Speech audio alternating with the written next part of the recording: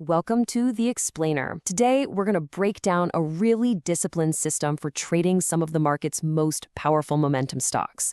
We're talking about taking a complex strategy and making it super simple, something you can actually use. I mean, you've probably heard this a million times, right? The trend is your friend. It's a classic for a reason. But what does that even mean? How do you actually use it to your advantage? Well, that's exactly what we're going to get into. We're taking Matthew Crowder's momentum trading strategy and boiling it down to the essentials, a clear, step-by-step system that you can totally get your head around in just a few minutes.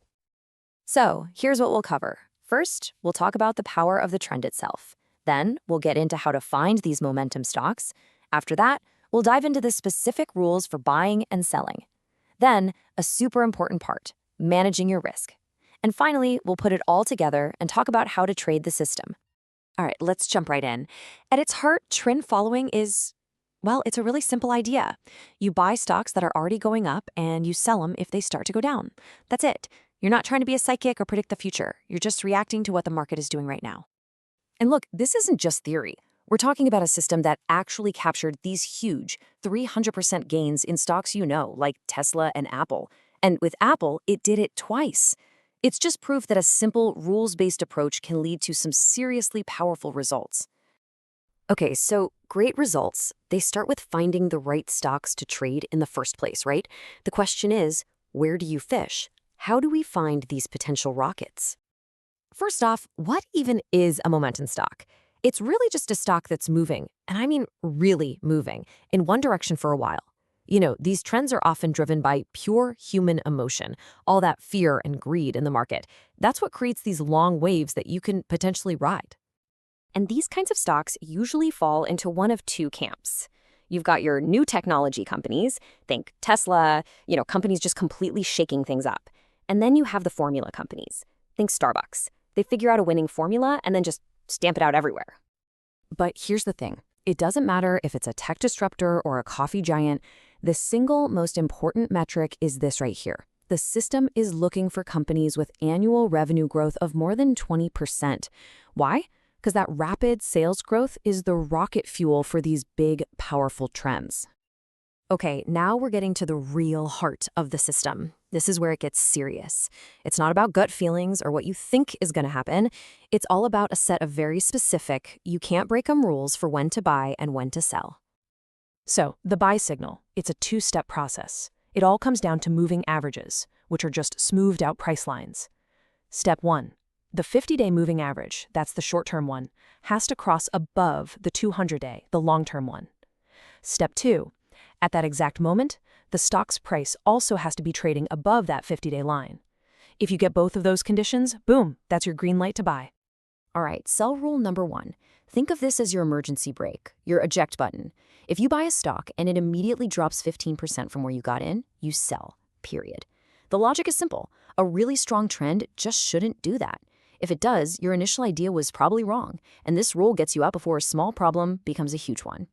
Sell rule number 2 is basically the system telling you, okay, the party's over, it's the reverse of the buy signal. When that 50-day moving average crosses back below the 200-day, the trend is officially dead.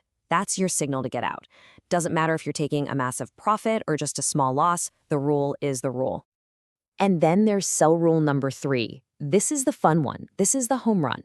If a stock just goes on an incredible run and you're up 300%, the system says sell, take the money and run. It's all about locking in that incredible win and not letting greed convince you to hang on until it all comes crashing down. This quote from George Soros, it really gets to the core of why this works. It's all about the math. Think about it. You're risking 15% on a trade, but your potential gain is 300%. That means one big win pays for 20 losses. That's what's called an asymmetric risk reward, and it's how you put the odds firmly on your side. Okay, so we have the rules, but rules are only half the battle. The other half, and maybe the most important part, is managing your money. This is what keeps you alive to fight another day. And here's how you do it. It's called position sizing. Let's say you have a $10,000 account. You decide you'll only risk 2% on any single trade. That's $200. So no matter what happens, the most you can possibly lose is $200.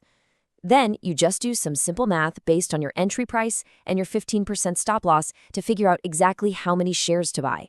This is huge because it means no single bad trade can ever blow up your account. So let's bring it all home. What's the big takeaway from all this? What's the glue that holds this whole system together? It really comes down to these three things. First, find the right stocks, the ones with that high revenue growth. Second, follow the buy and sell rules, no exceptions, no what ifs. And third, manage your risk with that strict position sizing. That's it. This isn't about predicting the future. It's about having a plan and having the discipline to stick to it. And that kind of leaves us with one last question to think about, right?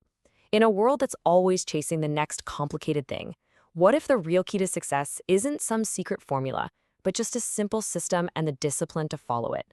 Could that be what really separates the winners from the losers?